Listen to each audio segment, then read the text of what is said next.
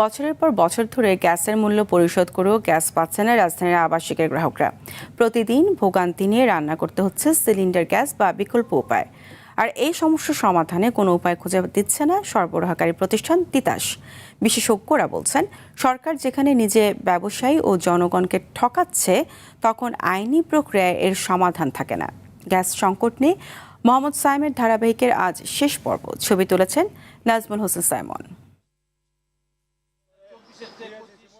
দল বেঁধে এভাবেই তিতাসের মাতুয়েল শাখা অফিসে জড়ো হয়েছেন বাড়ি মালিকরা। তাদের অভিযোগ, বছরের পর বছর নিয়মিত বিল নিলেও গ্যাস সরবরাহ করছে না কোম্পানিটি। আমাদের 20% তিতাস গ্যাস দেন, আমরা বাড়িতে ধরে রাখতে পারবো। আমরা তো এখন ধরে রাখতে পারতেছি না, আমাদের পিঠে দেওয়াল ঠেকে গেছে গা। এখন আমাদের তো লড়াই করতে হবে তিতাস গ্যাসের সাথে। তিতাসের এমন প্রতারণায় ক্ষুব্ধ এই গ্রাহক এসেছেন সংযোগ বিচ্ছিন্নের দরখাস্ত নিয়ে। 24-25 একার পুরো বছরই গ্যাস পাই না, যেন 26 চলতেছে তাও পাই নাই। এখন নিরুপ হয়ে আর অপ্রয়োজনীয় বিল দিতে যাবো কেন? এই জন্য আমি আজকে আসছি গ্যাস সংযোগ বিচ্ছিন্ন করার, স্থায়ীভাবে বিচ্ছিন্ন করার জন্য। কত মাস যাবৎ গ্যাসের বিল দিতেছি মাসে মাসে। যেমন আমার 6টা চুলা, আমি দিই 7,000 টাকা বিল প্রায়, বুঝছেন, কিন্তু গ্যাস নেই।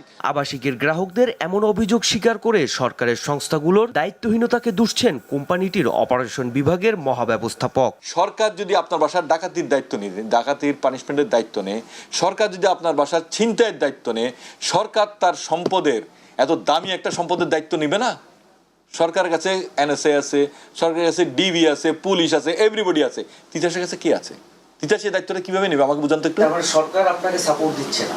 আমি এভাবে বলাটা ঠিক আমার চাকরি করার অবস্থায়?